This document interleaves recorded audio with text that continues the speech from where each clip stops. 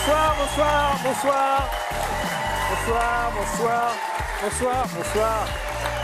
Ça va bien? Bonsoir, bonsoir. Ouais, bonsoir à tous. Hop là, bonsoir à tous, bienvenue dans Actuality, votre nouveau magazine d'actu tous les soirs. En direct sur France 2 à partir de 17h45 et ce jusqu'à ce que vous ayez trouvé ce que vous allez manger ce soir. C'est vrai qu'on se pose tout le temps la question. On est ensemble pendant 1 heure pour prendre le temps d'expliquer et de comprendre l'actu dont tout le monde parle, l'actu qui vous concerne, celle de votre quotidien. Merci à vous d'être avec nous. Bienvenue dans Actuality, l'émission qui éclaire l'actualité. Et aujourd'hui, on parle beaucoup dans l'actu de cette opération sauvetage de l'usine d'Alstom à Belfort. François Hollande et son gouvernement se mobilisent pour préserver l'un des fleurons du fameux Made in France. Mais d'ailleurs, qu'est-ce qui se cache exactement derrière ce Made in France? Comment, moi, je peux être sûr d'acheter du Made in France? Et qu'est-ce que j'ai à y gagner? On répondra à cette question dans Actuality. On parle souvent également de l'état déplorable des prisons en France. Hier, Manuel Valls, le Premier ministre, a annoncé vouloir créer 10 000 places supplémentaires dans les 10 prochaines années. Mais l'État peut-il faire encore quelque chose? En a-t-il au moins les moyens? Ou au contraire, faut-il finalement privatiser les prisons? Et puis c'est un personnage que tout le monde connaît sans savoir réellement qui il est. Est-ce que c'est un homme politique?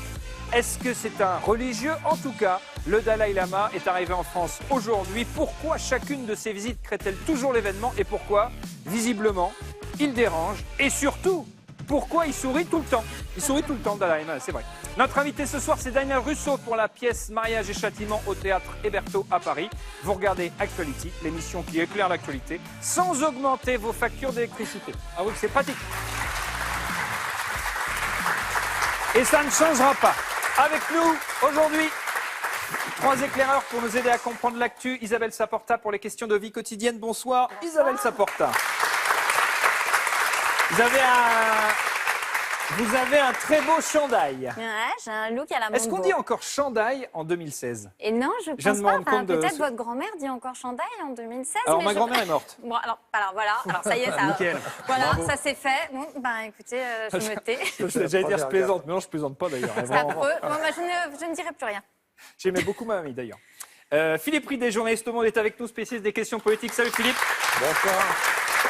Et puis un ancien flic de la PJ du 93, aujourd'hui romancier. Salut Olivier Norek, ça va? Ça va Thomas. Est-ce que c'est mieux, tiens, est-ce que c'est mieux d'être flic à la PJ du 93 ou romancier, invité sur les plateaux de télé, à parler, à éclairer l'actu et tout, hein?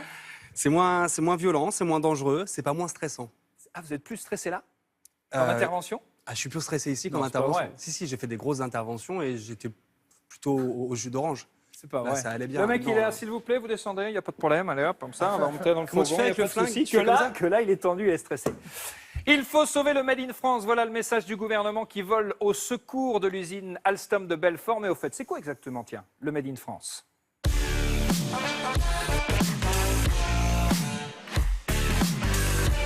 Pour répondre à cette question, je me tourne donc vers Isabelle Saporta qui a un très beau chandail. Parce que tout le monde me dit toujours qu'il faut que j'achète français, qu'il faut que j'achète du Made in France, qu'il faut que je vive français, il faut que je mange français. Mais si j'ai bien compris aujourd'hui, le Made in France, il souffre un petit peu.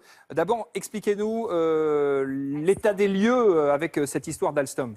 Bah écoutez, Alstom, c'est vrai que c'est l'un des fleurons à la française. Le site d'Alstom à Belfort, c'est là où on construit des locomotives. Et qu'est-ce qui se passe avec Alstom? Eh ben, ce qui se passe un petit peu partout, hélas, en France, c'est-à-dire que la SNCF, entreprise publique, n'a pas acheté ces dernières locomotives à une entreprise française, donc Alstom, mais à une entreprise allemande. Elle n'a pas pu acheter... Elle n'a pas pu acheter. Ou Pourquoi? elle n'a pas Parce voulu. qu'elle n'a pas ni voulu ni pu. Mais si vous voulez, de toute façon, en France aujourd'hui, vous n'avez pas le droit de faire de préférence nationale sur les marchés publics. Pourquoi? À cause de l'Europe. C'est comme ça, mais il n'y a pas que les locomotives. C'est pareil pour tout. C'est pareil pour la cantine de vos enfants, par exemple, Thomas. Si aujourd'hui, il y a le ministre de l'Agriculture, Stéphane Le Foll, qui a été obligé de faire une espèce de guide pour les maires, en leur disant, voilà, si vous voulez vraiment acheter aux agriculteurs locaux, voilà comment vous pouvez contourner les règles de Bruxelles. Vous imaginez le truc? D'accord. Voilà. Donc en fait, l'État vient aujourd'hui en aide à Alstom pour défendre cette usine à Belfort, mais ne peut pas vraiment finalement défendre ses intérêts. Enfin, c'est compliqué. Il est cadenassé par une réglementation bruxelloise qui effectivement nous empêche de faire de la préférence nationale, pour parler clairement. Et pourtant, c'est toujours dans les mots des politiques, acheter français, acheter du Made in France. Comment moi je suis sûr aujourd'hui d'acheter du Made in France? Alors, le problème du concept de Made in France, c'est qu'il est très flou. Voilà, aujourd'hui, on a fait exprès. Ça veut dire fabriqué en France. Aujourd'hui, voilà, vous avez sur votre étiquette Made in France, d'accord? Là, on a fait très attention. On a pris une marinière complètement faite en France, des chaussures qui sont complètement faites en France. Oui. Mais quand vous avez Made in France, par exemple, sur un jean, ça peut vouloir dire que le jean a été fait quasiment entièrement en Inde et qu'on a rajouté juste la braguette en France. Et du coup, ça devient français. Ça suffit. Un tout petit détail peut suffire à avoir la validation. Exactement, ou juste l'assemblage en France. Vous voyez, c'est comme ça que pendant des années, on a mangé des plats préparés avec du lapin chinois. C'était assemblé en France, et donc on avait le droit... C'est du lapin chinois ou avec c'est du chien On ne sait pas. On peut quand même se poser la question. Voilà, on peut se poser la question, mais en fait, a priori, c'était quand même du lapin. Alors, si on devait résumer le Made in France à 5 marques, voilà ce que ça pourrait donner. Tiens, François Rousseau. Les marques françaises qui jouent la carte Made in France, il y en a plus de 500, on vous a fait une petite sélection. La plus prestigieuse, c'est elle, Louis Vuitton, symbole mondial du luxe à la française. Le Made in France est dans ses gènes depuis sa création en 1854.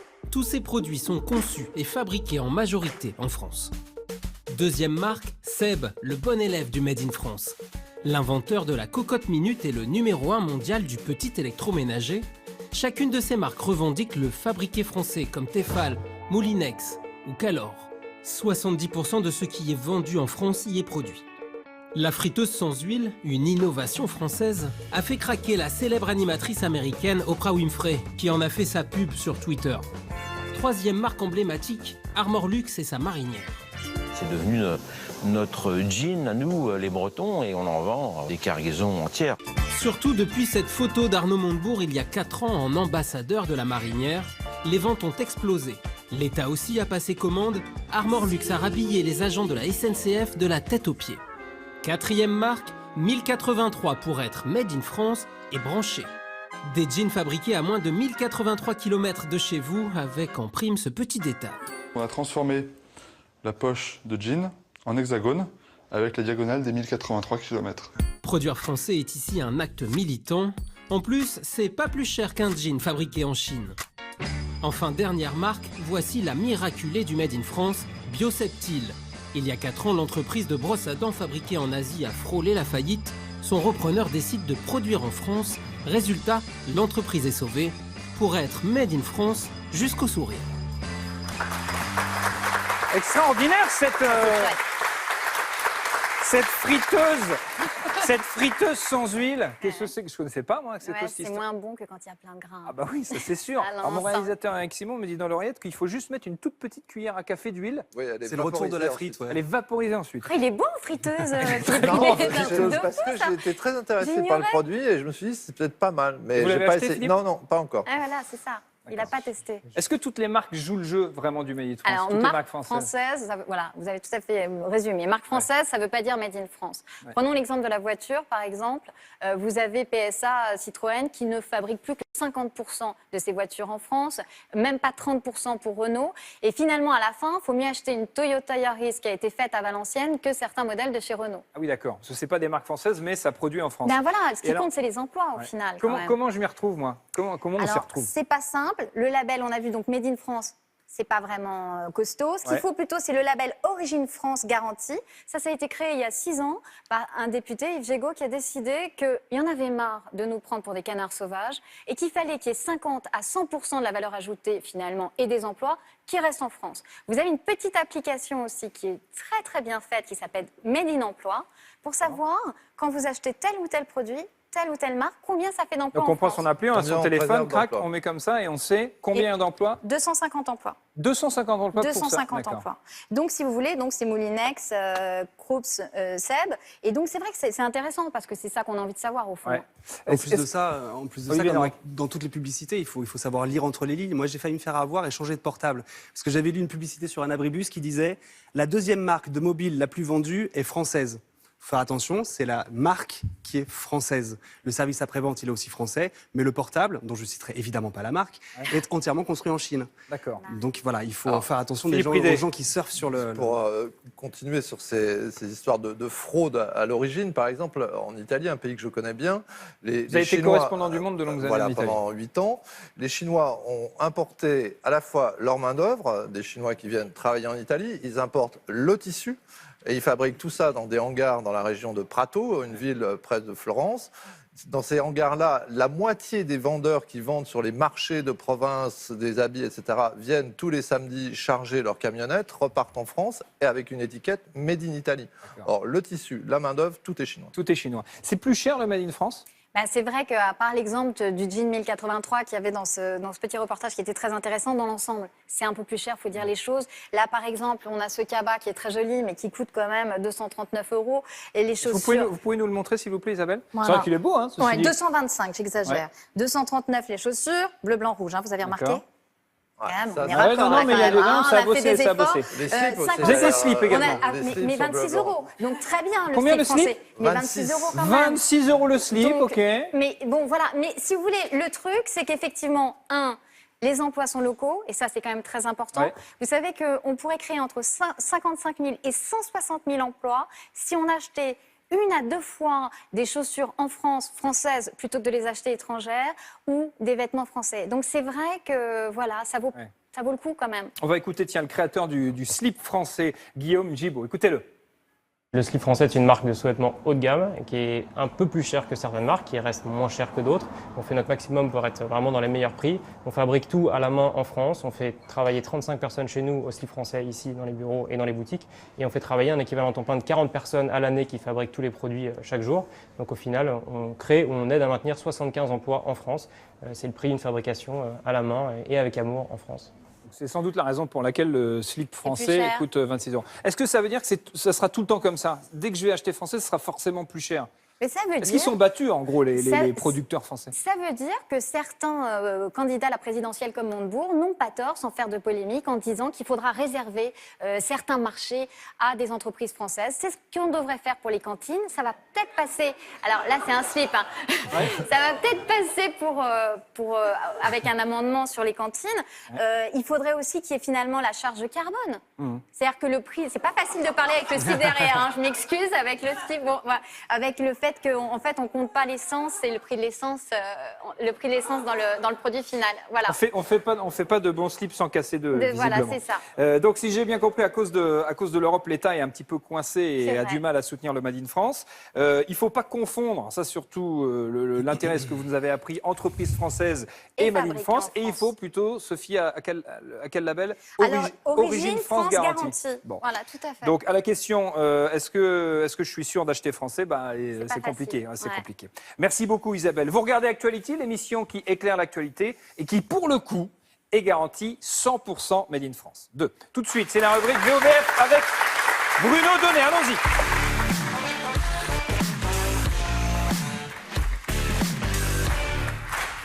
Bruno Donnet, la rubrique VOF. Salut Bruno. Bonsoir Thomas. Pour comprendre et traduire la parole politique, une déclaration en version originale que vous traduisez pour nous en version française. Aujourd'hui Bruno, après un week-end politique intense, dominé par la fête de l'UMA et par le rassemblement des frondeurs socialistes, c'était à La Rochelle, vous avez choisi de nous parler des angoisses de la gauche. Oui Thomas, vous m'avez demandé ce matin de choisir de préférence un sujet qui soit pas trop anxiogène. C'est la raison pour laquelle j'ai choisi de vous parler ce soir des fantômes. Notre numéro est déjà un peu rodé. Hein. Ou plus précisément d'un fantôme, celui qui hante littéralement toute la gauche depuis maintenant 14 ans et qui s'appelle...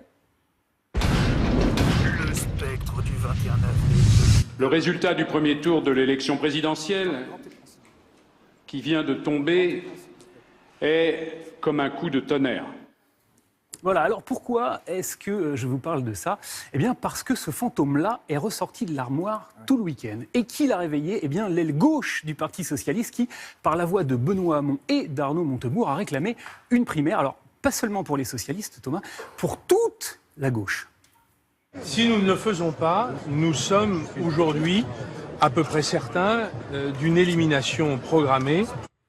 Voilà, on voit à qui il s'adresse. Enfin, on peut essayer de deviner à qui il s'adresse plutôt. Parce que le message, il est clair finalement de Montebourg. Oui, en fait, la question qu'il pose, enfin la remarque, elle est destinée à Jean-Luc Mélenchon, Thomas. Mélenchon, qui recueille entre 8 et 14 points d'intention de vote dans les sondages et qui fait donc courir à la gauche tout entière un risque mortel, celui de l'éparpillement de ses voix. Le problème, c'est qu'il n'est pas d'accord, Mélenchon. Samedi, il était à la fête de l'UMA et il a eu cette phrase légèrement sibylline.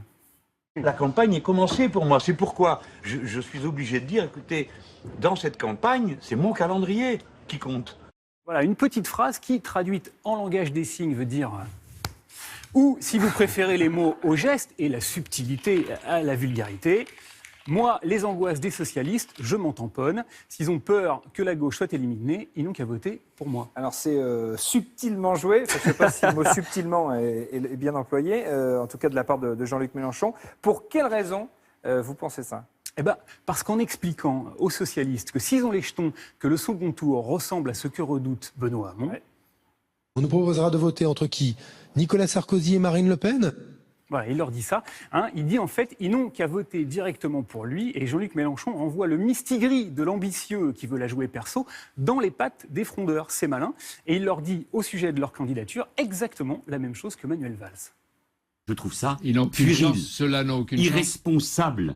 Voilà, car en somme, le problème de la gauche, Thomas, il est simple et inextricable à la fois. Je vous l'explique. S'il y a trop de candidats au premier tour, il n'y aura personne au second. Donc, il faudrait faire une primaire. Mais si dans cette même primaire, il y a trop de candidats d'ultra-gauche, eh ben, c'est forcément Hollande qui gagne, because éparpillement. Or, les frondeurs veulent absolument faire payer à Hollande sa politique. Et Mélenchon, lui, eh ben, il rêve d'une revanche sur un parti socialiste qu'il a toujours méprisé quand il en était membre. Voilà pourquoi, comme disait ma grand-mère, à 8 mois de la présidentielle, les socialistes n'ont pas le cul sorti des ronces. Pas le cul sorti des ronces. Là, c'est encore plus clair. Merci Bruno.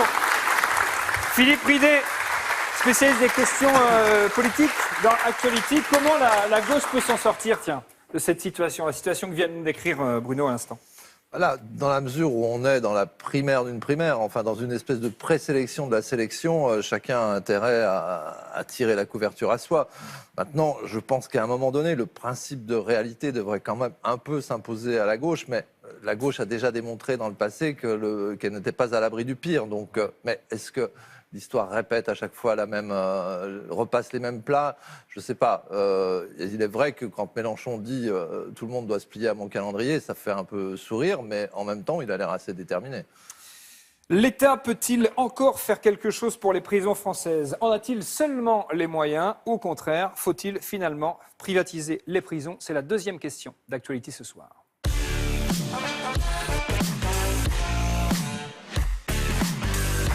Faut-il privatiser les prisons ? Pourquoi cette question ? Parce que Manuel Valls, le Premier ministre, hier a dit ceci. Nous savons qu'il faudra, sur les 10 ans qui viennent, créer sans doute 10 000 places de prison pour permettre la création de cellules individuelles. Il faudra un engagement particulièrement important dans la pénitentiaire. C'est sans doute autour de 3 milliards d'euros également pour les 10 ans qui viennent.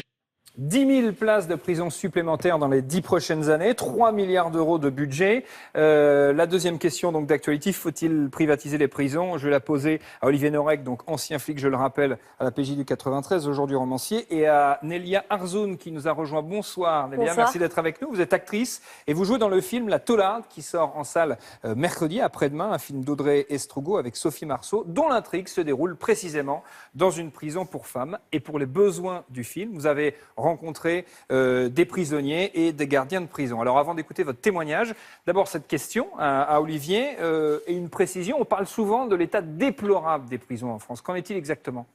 Écoute, il y a un budget insuffisant, une explosion de la violence, une décrépitude aussi des établissements pénitentiaires, une surpopulation. Donc je pense, oui, qu'on peut parler d'un problème des prisons en France. Il y a actuellement 250 établissements pénitentiaires pour un budget annuel de 2,7 milliards d'euros et pourtant, la moitié des établissements pénitentiaires sont en surpopulation. Il y a 69 000 détenus pour 58 000 places. Il manque donc 11 000 places de prison. Ça donne quoi ? Ça donne que certains prisonniers ont un espace de vie qui est équivalent à la taille d'une serviette de bain. C'est donc invivable. Et que dans certaines prisons, dans pas mal de prisons, prison, il y a des matelas qui sont posés au sol le soir, 1500 matelas dans les prisons. Ça donne quoi encore? Ça donne un chiffre record, c'est le chiffre du taux de suicide, 2 fois supérieur à la moyenne en Europe. 80% des détenus qui sont atteints de troubles psy, alors je parle de la petite dépression jusqu'à la schizophrénie, et puis une explosion de la violence qui est évidente. Nélia, pour travailler votre rôle, vous avez donc rencontré des prisonniers et des gardiens de prison. Est-ce que vous avez ressenti ce que vient de dire à l'instant Olivier dans ce qu'ils vous ont raconté de leur quotidien? Nous, on a rencontré d'anciennes détenues qui sont venues pendant qu'on était en répétition et qui nous ont un peu parlé de leur parcours, de pourquoi elles étaient arrivées en prison. Et surtout, nous, ce qui nous a choqués, effectivement, il y avait toutes ces thématiques-là, mais ce qui nous a beaucoup choqués, nous, en tant que comédiennes, c'était de voir que la plupart de ces femmes, elles étaient en prison par amour, en fait, pour un homme. C'est souvent des actes d'amour qui les mènent là. Et il y avait une espèce de processus d'identification très fort où nous, on s'est dit très vite, toutes, on peut entrer en prison, en fait. C'est quelque chose qui est très proche et à la fois très lointain, mais c'est un endroit qui... c'est proche de nous. C'est très proche de nous. Les conditions de vie, est-ce qu'elles vous en ont parlé? Oui, bien sûr. Bien sûr, le problème du milieu carcéral, les drogues, les cachets, elles cachetonnent toute la journée. C'est ça aussi. Elles sortent de là et du coup, ça pose aussi la question de la réinsertion, une fois qu'on est sorti. Ça cachetonne toute la journée. Comment est-ce qu'on fait après pour s'adapter, en fait, pour se réadapter? Le psy d'une prison que j'avais rencontré me disait « je suis le dealer de la prison ». Donc effectivement, elle cachetonne. C'est ça, ça cachetonne. Ouais. Pour survivre, parce que de toute façon, on est enfermé énormément et il faut survivre à ça. Ouais. Vous avez côtoyé ce milieu pendant 15 ans, Olivier. Du côté des surveillants, comment ça se passe? C'est tout aussi compliqué, puisqu'en fin de compte, moi j'avais un surveillant qui me disait, moi mon quotidien c'est d'être en prison. Donc il partage vraiment le quotidien des détenus, et on le voit très très bien dans la taularde, on voit bien ce lien avec la bonne surveillante, la surveillante un peu plus difficile, et puis celle qui s'est résignée, celle qui n'en peut plus. Il y a 27 000 places de surveillants, mais il y a 4 000 postes vacants. Pourquoi ? À cause de la pénibilité du travail. Comme je le disais, ce sont des gens qui sont en prison eux aussi. Mais aussi la recrudescence de la violence, l'explosion de la violence. Il y a 700 agressions de surveillants par an. Et en plus de ça, par rapport à l'importance de leur mission, ils ont un salaire que, c'est mon avis, que je considère assez misérable. Leur job, c'est donc d'être en prison et de s'occuper à canaliser, à contrôler, à surveiller la partie de la population française la plus dangereuse. Et pour ça, ils vont être payés au début 1 400 € par mois, ce qui est à peu près l'équivalent du SMIC. Ce serait bien qu'on commence à payer correctement les gens dont on a le plus besoin. Nélia, vous avez tourné le film dans une ancienne prison, une prison désaffectée à Rennes. Est-ce que ça a changé pour vous, chez vous, la perception que vous aviez du milieu carcéral? Totalement, parce que moi, j'étais vierge, je ne connaissais rien, vraiment. Déjà, j'ai commencé un peu à apprendre ce que c'était que ce milieu et à m'y intéresser en parlant beaucoup avec Audrey Estrugo, la réalisatrice, qui, elle, connaît son sujet par cœur, qui a fait un travail 5 ans en amont du tournage, qui est allée en détention d'hommes et en détention de femmes. Et ensuite, quand on est entré dans cette prison désaffectée à Rennes, dans laquelle on savait qu'on allait passer plusieurs semaines de tournage, on a toutes les actrices du film ressenti... quelque chose de très fort, quoi. C'est un lieu qui est beaucoup plus fort que l'identité, en fait. C'est un huis clos et de fait, on arrive... C'est un lieu qui vous écrase? C'est un lieu écrasant, c'est un lieu sclérosant et il y a des tensions, il y a des énergies qui sont vraiment... qu'on se prend de plein fouet, vraiment. C'est notre première entrée dans cette prison, elle a été très violente pour tout le monde. Olivier Norek, pourquoi on dit que les prisons françaises sont abandonnées aujourd'hui? C'est le sentiment en tout cas que ça donne. On peut trouver par exemple dans certaines prisons des cours de promenade avec 300, 400 détenus surveillés par 2 ou 3 surveillants. Un prisonnier français coûte 100 €. Alors que, par exemple, en Suède, ils allouent 356 €. C'est ce genre de chiffre, en fin de compte, qui va nous faire épingler et qui nous a fait épingler déjà plusieurs fois par la Commission européenne des droits de l'homme et qui nous a forcé à payer des amendes à des détenus au motif de traitement dégradant. Et ça veut dire qu'il y a une mauvaise gestion? C'est pas une histoire de mauvaise gestion, c'est toujours une histoire de budget. On connaît les acteurs, on connaît les outils, il faut les mettre en marche. Le problème, c'est que pour qu'une voiture fonctionne, il faut de l'essence. Pour qu'une prison fonctionne, il faut un budget.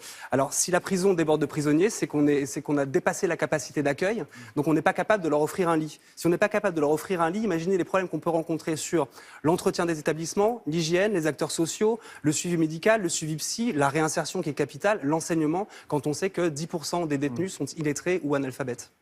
Alors, la question qu'on peut se poser maintenant, c'est évidemment les solutions. Est-ce que quand vous avez discuté avec les anciennes détenues, Nélia, elles vous ont dit ce qu'il faudrait faire pour que ça se passe mieux et pour qu'on puisse se sentir mieux, si je puis dire, dans ce milieu? Non, on n'a pas vraiment parlé de ça, mais ce qu'il en résultait, en tout cas, de nos discussions avec ces femmes-là, c'est qu'une détenue, c'est avant tout un produit de la société, en fait. Donc peut-être qu'il y a un travail avant même de savoir comment est-ce qu'on va parler de réadaptation après la prison. Parlons de comment est-ce qu'on prend en charge et comment est-ce qu'on regarde ces gens-là qui glissent petit à petit vers la marge, en fait. Mais peut-être qu'un des problèmes, c'est que le discours qui consiste à dire il faut investir dans les prisons, donc mettre de l'argent, c'est un discours qui n'est absolument pas électoraliste. Et donc, aucun candidat ne peut porter, parce que ce serait de dire aux Français, écoutez, ça serait bien qu'une partie de vos impôts aille aider des gens qui sont prisonniers, donc qui ont potentiellement commis une faute. Et ça, c'est quelque chose qui passe, à mon avis, assez difficilement en ce moment dans l'opinion publique. Ça veut dire que l'opinion publique se fiche de savoir dans quelles conditions... Je ne sais pas si elle s'en fiche, mais disons que ce n'est pas sa priorité, je pense. Bon. Malheureusement. Mais ce n'est pas sa priorité. Oui. Olivier Noret, quelles seraient justement les solutions, s'il y en a, des solutions concrètes?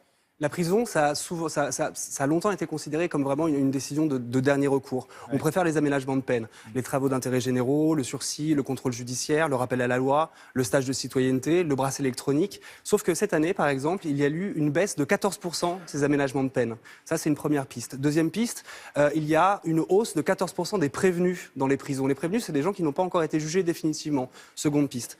Après, il y a le problème du budget, évidemment, mais il faut surtout s'intéresser à la réinsertion.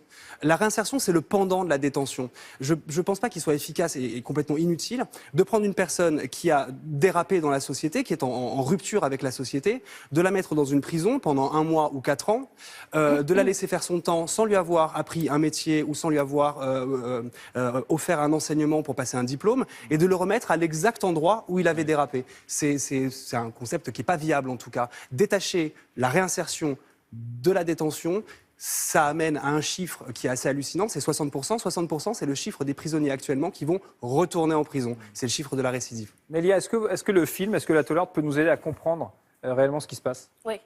Oui, parce que alors, la force de ce film, je trouve, ce qu'a réussi à faire Audrey Strogo, donc la réalisatrice, c'est que, comme on disait au début, c'est une histoire d'amour, c'est une femme qui entre en prison par amour, pour sauver l'homme qu'elle aime. Mais à côté de ça, c'est un prétexte aussi à montrer tous les dysfonctionnements, toutes les failles d'un milieu carcéral, en fait. Et surtout, on fantasme beaucoup, comme j'ai dit, sur la prison. Et là, c'est une façon un peu de voir ce qui se passe. Un extrait de la bande-annonce de La Tollarde au cinéma après-demain. Ma co-détenue m'a menacé de mort. Je veux changer de cellule. Bien sûr. Avec vue sur la mer ou sur les jardins? Fouille de cellule. Je ne peux que vous conseiller de collaborer avec la police. Non, je parlerai pas. Ces femmes, ce sont pas tes amis. C'est toi qui as choisi de venir en prison. Maintenant, faut assumer. Tu vas voir ce qu'on va faire si on t'attrape. C'est pas parce que t'es une terroriste que tu vas faire talon. Vas-y, sors si t'es un bonhomme. Tu gagneras pas, le roi. Tu gagneras pas.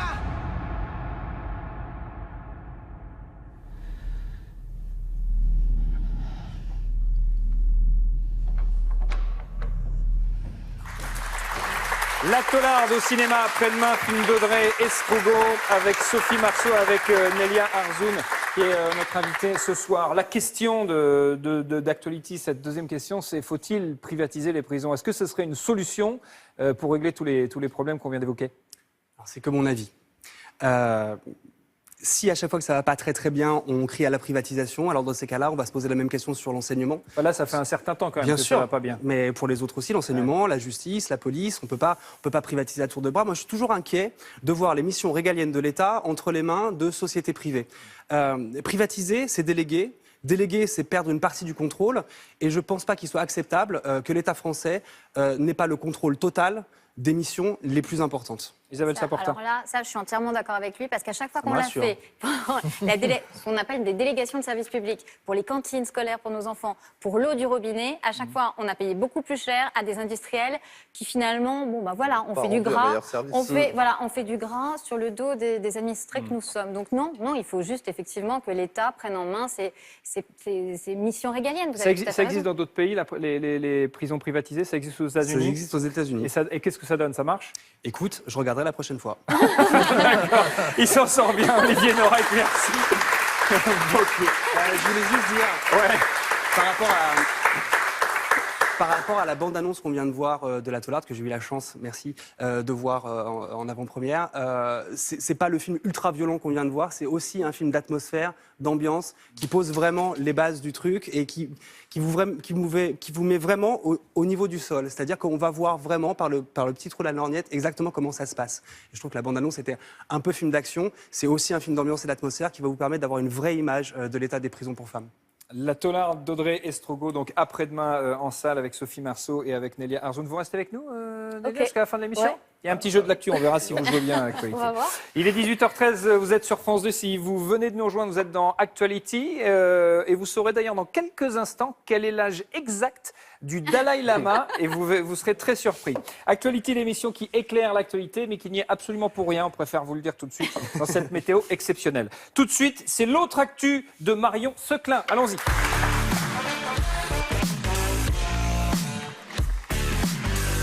Oh, une nappe. Et voilà. Une nappe de pique-nique. C'est beau, dites donc, Marion. Oui, c'est l'été indien, j'adore. L'été indien, c'est l'été. Oui, C'est voilà. l'été, c'est complètement l'été. Exactement. L'autre actu, c'est toute l'actu des réseaux sociaux, du web. Et c'est avec vous, donc, Marion. De quoi on parle ce soir? Dans cette chronique, je vais citer des noms propres norvégiens. Voilà, c'est pas souvent, mais c'est ce soir. Ce sera un exploit. Exactement. C'est très dur. Exactement. On dit souvent que sur Internet, il n'y a pas de censure, qu'on est libre de tout dire, même du pire, et c'est pas totalement vrai, puisque la semaine dernière, un écrivain norvégien, Tom Egeland, hop, premier nom propre, Facile, hein? merci, a posté un article sur les photos de guerre et s'est vu censurer par Facebook une photo très célèbre que voici. La photo a été supprimée par Facebook. Ah bon? Ah bah Pourquoi? oui, complètement C'est supprimée. une photo qu'on a vue partout, pourtant. Bah oui, c'est une en photo vidéo. très importante. C'est une importance historique d'ailleurs, cette photo. Sauf que pour qu'une photo soit supprimée par Facebook, il faut que quelqu'un la signale. Ça veut dire que quelqu'un a signalé cette photo en disant oh, c'est choquant. C'était la petite fille Napalm, une photo de la guerre du Vietnam, bien entendu. Exactement. La première ministre norvégienne a, comme vous, été outrée. Erna Solberg, deuxième nom propre. Elle a posté la photo censurée, donc avec le Ah oui, carré d'accord. qui cache la petite fille, ainsi que d'autres photos historiques si on leur avait réservé le même traitement. Donc, par exemple, on a le piéton de la place Tiananmen, s'il avait été caché, et puis Winston Churchill à Yalta. Et vu qu'on est fou, pourquoi pas Thomas Touroud de Actuality. Enfin, on ne s'arrête plus. Ah bah oui, d'accord. Ça, ce serait pas cool. Non. Cette histoire a un peu relancé le débat sur la toute-puissance de Facebook et leur politique de censure qui a largement été contestée. Oui. Ouais. Alors, pour être censuré sur Facebook, il faut qu'il y ait de la violence, de l'incitation à la haine ou de la pornographie. D'accord. Sauf que la vérité, c'est qu'en fait, Facebook n'aime juste pas trop la nudité des femmes. Donc, même si c'est pas pornographique, les femmes, hop, C'est pas possible. terminé. C'est tellement le cas d'ailleurs que l'année dernière, une association argentine qui veut pousser les femmes à l'autopalpation pour trouver d'éventuelles grosseurs dans leur sein a dû trouver cette solution. Women's boobs, particularly their nipples, are censored in certain social networks even when showing how to perform breast self-examinations to detect early breast cancer. But we found boobs that aren't censored. Henry's. Hello, let's begin. C'est bien. C'est bien, moi j'aurais bien aimé voir la suite de la Vous truc. avez des bah images voilà, ici, donc, dites donc. Ah oui, comme ça, on on palpe, apprend. On apprend tout ça, à on faire apprend. ça chez Et nous. donc, avec des seins d'hommes, c'est possible, mais avec les seins de femmes, on ne peut pas. Exactement. Facebook ne veut pas. Facebook ne veut Mais pas. Facebook, est pourquoi? Ben, c'est une excellente question. J'ai des seins vraiment plus petits que cet homme et pourtant, si j'avais mis les miens sur Internet, ça aurait été bizarre. Oui, mais vous avez une très jolie nappe. Merci, c'est vrai.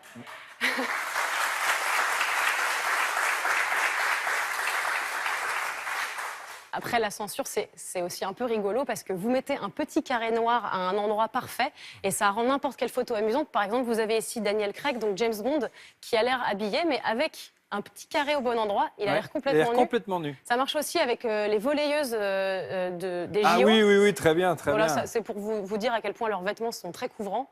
Et là, c'est le hasard, mais ce nageur était placé vraiment au bon endroit. Ah, joli, très très bien. Très très bien. Mais regardez plutôt la réaction de ce chat qui vient de voir mes seins sur Facebook. Bah, il a pas l'air si mécontent. Non. Quand même. Merci beaucoup Marion. Merci à vous. Merci, merci. Marion Seclin. L'autre actualité, tous les soirs dans Actuality. Il a pour habitude de dire que quand il entre dans un théâtre, il a le cœur qui bat. On va vite savoir si c'est la même chose quand il entre sur un plateau de télé. Merci d'accueillir le comédien Daniel Russo. Attention à ne pas tomber, les gars. Hop là. Ça va bien? Installez-vous, je vous en prie. Daniel Russo, 50 films au cinéma, 40 téléfilms, 50 pièces de théâtre. Après plus de 40 ans de carrière, vous avez encore le cœur qui bat quand vous entrez Toujours. C'est vrai? Ouais. Vous allez vous arrêter quand il n'y aura plus le petit truc? Bah oui, mais je crois que le petit truc sera toujours là, quoi. C'est vrai? Ouais, oui, c'est comme ça. Jusqu'au bout? Ouais, jusqu'au bout. Je suis passionné, c'est ma passion. Voilà, je sais pas, quand j'entre dans un théâtre, c'est terrible, mais bon... Ça fait pas le loisir de ma famille qui veut partir en vacances au mois d'août, au mois de juillet, mais on répète au mois d'août, au mois de juillet, donc il n'y a pas de vacances. Vous n'avez pas de vacances, vous jouez tout le temps, ou vous là, répétez tout le temps? Voilà, je répète 2 pièces en même temps, évidemment, depuis le mois de juin, j'y suis, quoi, voilà. Donc, comment on fait pour répéter 2 pièces en même temps? Vous posez aussi la question, non, sans blague, je pense que je le ferai plus. Non. Le fait de jouer une pièce le soir et peut-être d'en répéter une dans la journée, d'accord. Okay. Mais les 2 en même temps, c'est-à-dire de 9h du matin à 15h et de reprendre à 16h jusqu'à 22h l'autre, il y a un moment donné, il faut placer les choses. Vous ne mélangez pas les textes et les personnages? Non, mais je me trompe de théâtre. Vous arrivez à l'heure, mais au mauvais théâtre. Oui, ça m'est arrivé une fois, là. Voilà. D'accord. Alors, vous êtes en ce moment sur la scène du théâtre Hébertot à Paris pour une pièce intitulée Mariage et Châtiment que vous interprétez avec Laurent Gablan. C'est une pièce de David Pharaon. On en voit un extrait. Quel match commence dans moins de 2 heures, je ne suis pas habillé. Mais qu'est-ce que je lui dis, moi, Fred? Qu'est-ce que je lui dis? Que vous êtes bloqué pour raison professionnelle et qu'il va devoir se passer de vous. Ça, c'est ce que j'appelle du courage, parce que Fred va te haïr pendant une bonne dizaine d'années. Et ton témoin, en fait, ton témoin adoré, tu t'es pas interrogé sur la raison de son absence? Bah si, j'ai imaginé le pire. Alors, Edouard, maintenant, soit tu me dis la vérité, soit je te balance par la fenêtre. Ne me quitte pas. Non te vayas más. De Dieu! Ah non, hein!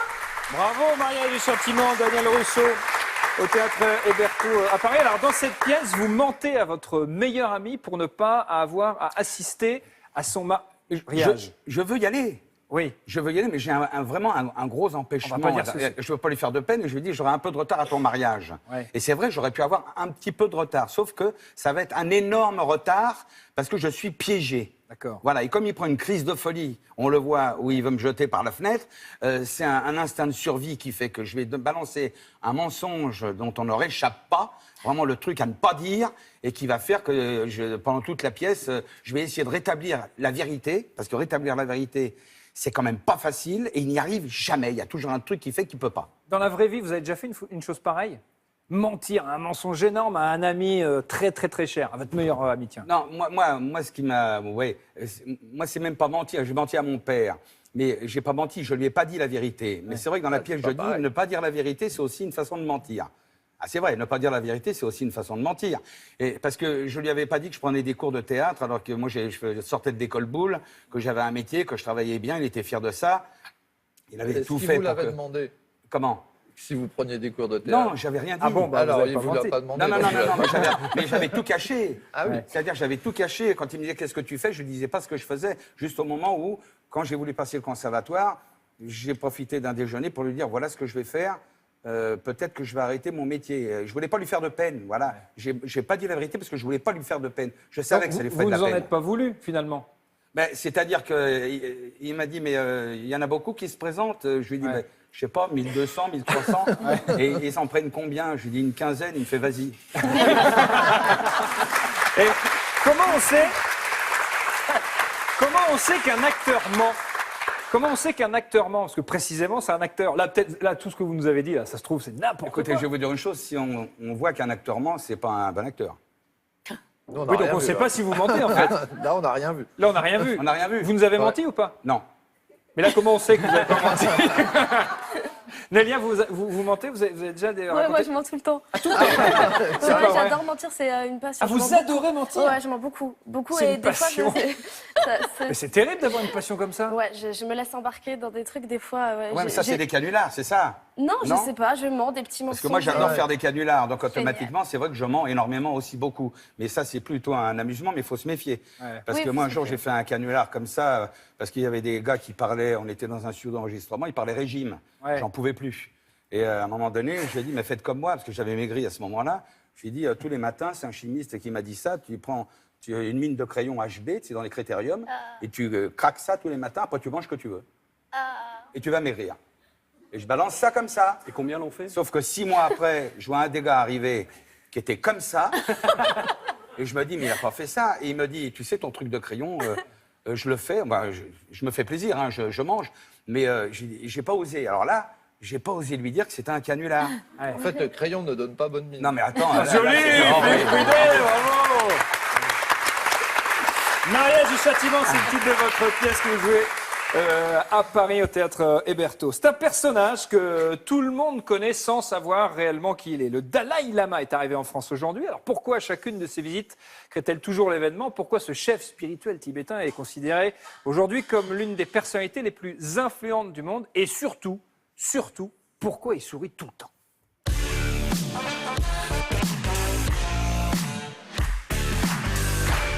C'est vrai ça, pourquoi il sourit tout le temps, Dalai Lama? Qui est pridé, vous qui ne souriez jamais? Jamais, Ok. quasiment. Non, Pourquoi il est toujours Je suis heureux, journaliste Dalai au Lama? monde, je ne peux pas sourire. D'abord parce que c'est un être de chair et de sang, comme vous et moi, donc il a le droit de sourire ou même de ne pas sourire à d'autres occasions, parce qu'il a 81 ans, donc 81 ans c'est un âge auquel on peut estimer être en paix avec soi-même, être serein. Ensuite c'est un homme qui est habité par sa foi, comme vous l'avez dit, il est le guide spirituel des bouddhistes tibétains. Alors dans le Parisien aujourd'hui en France, que je cite d'autant plus volontiers que j'y ai travaillé pendant 17 ans, on nous apprend ce matin que c'est quelqu'un qui se lève à 3 heures du matin. 3 heures du matin. Qui commence sa journée par 4 heures de méditation. Alors peut-être qu'il prend un café entre-temps, enfin je ne sais pas à quel moment. Ensuite, il ne prend jamais de rendez-vous après 16 heures et il ne fait jamais de dîner en ville ou nulle part ailleurs, il ne dîne pas. Donc c'est une règle de vie, une hygiène qui pourrait d'ailleurs nous inspirer, vous et moi. C'est à moi Oui, enfin, mais moi aussi. Hein, donc ça le maintient visiblement en forme. Donc, mais la vraie question, c'est est-ce qu'il a vraiment 81 ans? En fait, je me suis posé la question en faisant des recherches sur le Dalai Lama. Et donc, ce Dalai Lama-là, le Dalai Lama, c'est un titre, ça s'écrit sans majuscule, ça signifie océan de sagesse. Ce Dalai Lama, en fait, est la 14e réincarnation du premier Dalai Lama qui, lui, a été nommé ou appelé à devenir Dalai Lama en 1391. Alors donc, j'ai fait une petite soustraction avec mon téléphone portable. J'ai fait 2016 moins 1391 et je suis arrivé au chiffre de 625. Il a 625 donc, ans. on pourrait Il est bien, aussi bien prétendre qu'il a 625 ans. Sauf que, bon, c'est pas tout à fait ça. C'est pas tout à fait ça. Voilà. Alors, Et donc, le ça Dalai- lui donne effectivement une distance avec les choses de ce monde. Et comme il l'a montré d'ailleurs dans l'interview qu'il a faite samedi au Monde, quand il me dit « Moi, je n'ai rien à dire aux officiels, je ne veux parler que du bonheur ». D'ailleurs, il va pas rencontrer de politique. Là, il est 6 jours en France, dans notre pays. Il va donner principalement des conférences à Ouais. Paris et à Strasbourg. Il va pas rencontrer le président de la République. Non. Il va rencontrer Noël Mamère. En Voilà. revanche. Maire de Bègue. Maire de Bègue. Pourquoi il parce que- rencontre... Enfin, j'ai rien parce contre le que- maire, au contraire d'ailleurs. Bah, Mais pourquoi il- la réponse est dans votre question. Le maire de Bègue n'est pas président de la République. Donc, c'est ce qui explique que le maire de Bègue peut le rencontrer. Il y a autour du Dalai Lama une réputation assez sulfureuse, mais pour le comprendre, il faut revenir un peu très loin dans l'histoire. Le Dalai Lama, donc le chef spirituel des bouddhistes tibétains, est originaire du Tibet. C'est une région qui a longtemps revendiqué son autonomie et une région sur laquelle les Chinois ont toujours prétendu avoir un droit de regard. Donc, ils ont développé une forme d'indépendance. sorte d'autonomie, je ne sais pas comment appeler ça, une sorte de théocratie sur leur haut plateau. Hein. Quand je dis haut plateau, ce n'est pas une image. Hein. L'altitude moyenne du Tibet, c'est 4200 mètres, donc on imagine qu'ils sont assez tranquilles à cette altitude-là. Mais en 1950, tout change, Mao arrive au pouvoir en Chine et il demande à l'armée populaire chinoise d'envahir le Tibet. Pendant quelques années, ça se passe à peu près bien. Les Chinois garantissent un peu d'autonomie au Tibet. Et puis, en 1955, les Tibétains se révoltent contre ce qu'ils considèrent une occupation. Il s'ensuit 4 années de troubles, de répression. Et en 1959, le Dalai Lama fuit en Inde et s'autoproclame chef du gouvernement des Tibétains en exil. Il devient le guide. Il devient donc un homme politique. C'est pour cette raison qu'il est très difficile de le recevoir dans les pays hôtes. Si on rencontre le Dalai Lama, est-ce qu'on se fâche immédiatement avec les Chinois? Alors, on se fâche immédiatement avec les Chinois et peut-être durablement. Ce qui explique que le Dalai Lama, que tous les hommes politiques disent admirer, évidemment, c'est un non-violent, un homme qui veut la paix sur le monde, la paix dans le monde. C'est un homme, comme vous l'avez dit, qui sourit tout le temps. Donc, c'est difficile d'en vouloir au Dalai Lama. Donc, on l'admire, mais on le reçoit dans sa cuisine en général, dans ses appartements privés. On ne le reçoit pas dans le bureau ovale de la Maison Blanche. On ne le reçoit pas à l'Élysée, dans le bureau de François Hollande. Donc, par exemple, quand il est venu en 2008, Nicolas Sarkozy a délégué Carla Bruni pour le recevoir. Donc, c'est effectivement un homme sulfureux au regard des Chinois. Et les Chinois, c'est des gens qui comment dirais-je, dépensent beaucoup d'argent pour nous acheter nos productions, mais pas seulement les nôtres, hein, celles des Américains, etc. Donc, on ne va pas prendre ce risque-là. On ne va pas prendre ce risque-là. Et d'ailleurs, Hérault, quand il était maire de Nantes, a reçu le Dalai Lama, et à présent qu'il est ministre des Affaires étrangères, ne le reçoit pas parce qu'il prétexte que c'est une visite purement pastorale. C'est terrifiant. Il est fascinant, Daniel Russo, ce Dalai Lama. Moi, je l'invite très bien au théâtre, moi, parce que comme il se marre toujours, donc c'est une c'est comédie. C'est sûr qu'il est content. Alors, vous connaissez forcément le look du Dalai Lama, un chauve avec une robe grenat. Mais savez-vous pourquoi, d'ailleurs? Tiens, il s'habille toujours comme ça. Leslie Benzaken nous livre les secrets du dress code du Dalai Lama. C'est bien la seule célébrité à avoir une garde-robe où il n'y en a qu'une de robe. C'est le dress code du Dalai Lama. Sa coupe de cheveux, c'est le crâne rasé. Pour atteindre le nirvana, les moines abandonnent leur ego et ça passe par la boule à zéro. Seule fantaisie, et pas des moindres, les couvre-chefs traditionnels, comme celui des Gelugpa, l'école où a étudié le Dalai Lama. Politesse oblige, il porte aussi les chapeaux qu'on lui offre. En toute saison, sa couleur, c'est le bordeaux. Qu'il rencontre Lady Gaga ou Nelson Mandela, il vient toujours fringuer pareil. Une tenue faite de 3 morceaux de tissu. En signe de pauvreté, les moines ne possèdent que quelques frusques qu'ils teignent avec le pigment local. Au Tibet, c'est le bordeaux, en Thaïlande, le orange. Au poignet du Dalai Lama, un chapelet, mais pas que. C'est l'accessoire du moine, 108 perles pour réciter autant de mantras. Mais vous voulez un scoop? Le Dalai Lama est un fan de montres. Le moyen peut-être de minuter ses méditations. Celle-ci, très luxueuse, lui a été offerte quand il avait 7 ans par un président américain. J'ai reçu une lettre très importante, accompagnée d'un cadeau de la part du président Roosevelt. Mais à cette époque, tout ce qui m'intéressait, c'était la montre, pas la lettre. Sa chaussure, c'est la tongue. Ils ne sont pas beaucoup à s'être pointés à la Maison Blanche en sandalettes. Certains prétendent qu'ils portent aussi des mocassins de luxe. Mais en regardant de plus près, on est plutôt sur du godillot solide et orthopédique. Simple et constant, cette fois, on peut le dire, l'habit fait le moine. Oui, bien sûr. Il a l'air marrant. Il a l'air drôle, il a du monde.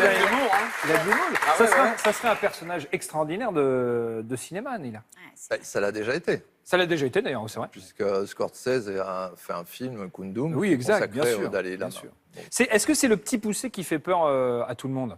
Oui, on pourrait même dire, toute déférence gardée envers cette grande autorité spirituelle, c'est un peu Astérix face à l'Empire romain. C'est-à-dire que le Tibet, le Dalai Lama, le Tibet c'est 3 millions d'habitants, hein, tiennent tête depuis plus d'un demi-siècle à une puissance d'1,4 milliard d'habitants. Le Dalai Lama est prix Nobel. Le Dalai Lama est soutenu dans sa cause non violente par la moitié des acteurs d'Hollywood. Le Dalai Lama a eu donc un film qui lui a été consacré. Le Dalai Lama, pas lui, mais en tous les cas le Tibet a été l'objet d'un des plus beaux albums de Hergé. Enfin, les dirigeants chinois passent, mais le Dalai Lama reste. On peut dire d'une certaine façon que le Dalai Lama a gagné la bataille de l'opinion. Et effectivement, quand cet homme, quand il débarque quelque part, effectivement fait peur, mais aussi entraîne un courant de sympathie qui est difficile à juguler. Donc à la question pourquoi le Dalai Lama sourit-il tout le temps, sans doute parce qu'il s'amuse de la peur et de ce qui suscite de s'amuser un petit peu des Chinois. Vous regardez Actuality et c'est l'heure du jeu de l'actu. Allons-y.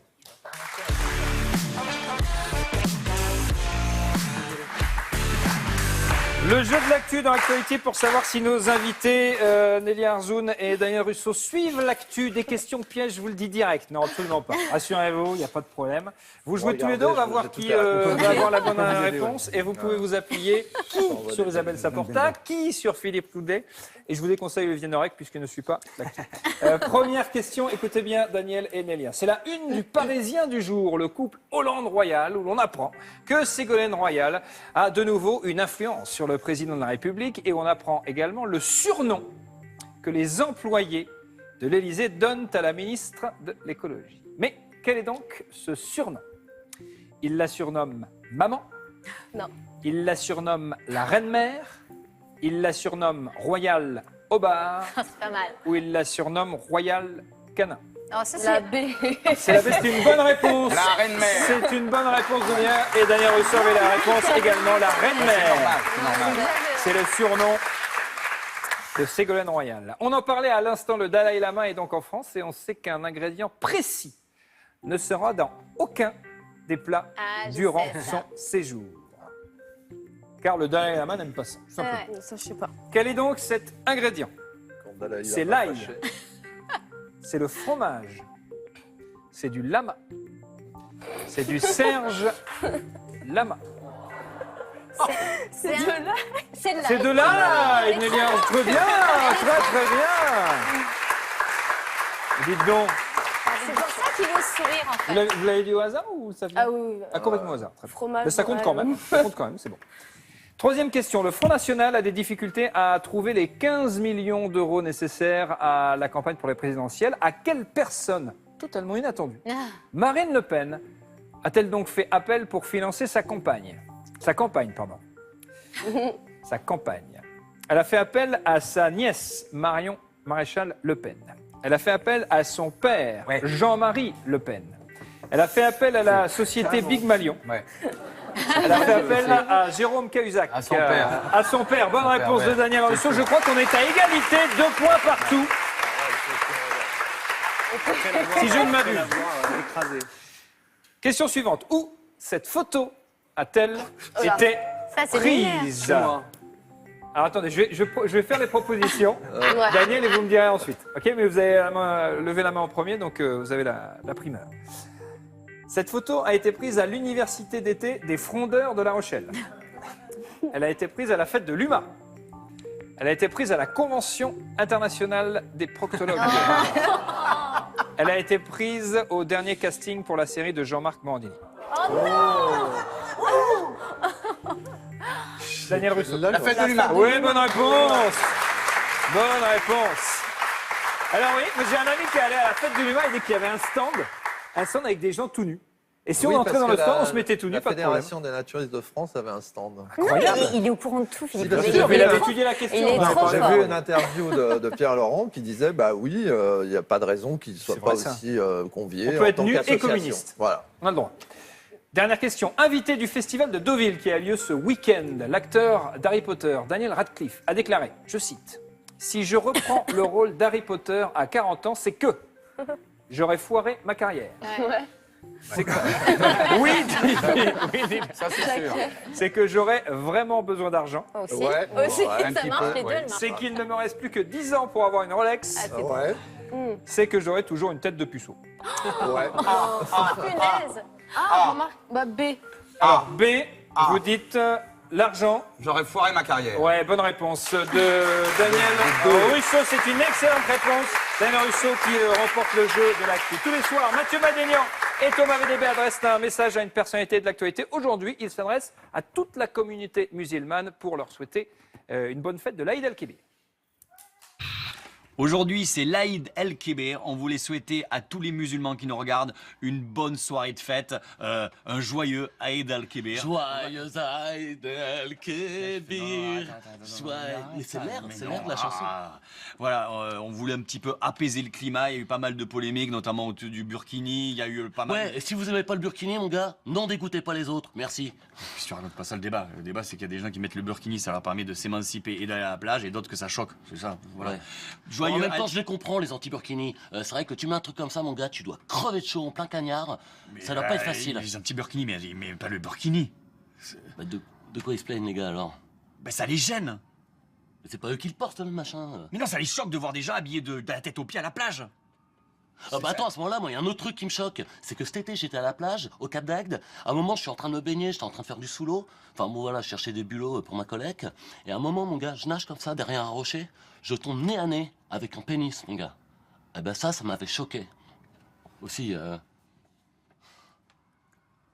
Bonne fête à tous les musulmans qui nous regardent. Et bon courage à tous les moutons aussi, qui nous regardent. Parce que c'est vrai que je dis, c'est quand même pas une religion facile pour les moutons. Et je pense à ça parce que ma mémé, elle a des moutons. Il y en a un qui s'appelle Tricot. Et il est très affectueux. J'aime bien aller jouer avec lui. Enfin, je suis pas sûr que ce soit le même parce qu'ils se ressemblent tous. Mais voilà, il est vraiment... Voilà, si vous passez chez ma mémé, laissez Tricot tranquille. Parce que c'est un petit mouton assez mignon. Mathieu Madénian, Thomas VDB tous les soirs dans l'actualité. Merci beaucoup Daniel Russo. Votre pièce, c'est Mariage et Châtiment, c'est au Théâtre Herméto à Paris. Merci beaucoup Nelly Arzoun, merci d'avoir été avec nous. Le film, c'est La Taularde, c'est après-demain au cinéma. Demain dans l'actu, après avoir vu Hollande et Royal à la une du Parisien, Julie Gaillet publiera Merci pour ce moment, tome 2, dans un instant. Nagui, n'oubliez pas les paroles, suivi du JT de David Pizarra. Salut Mali.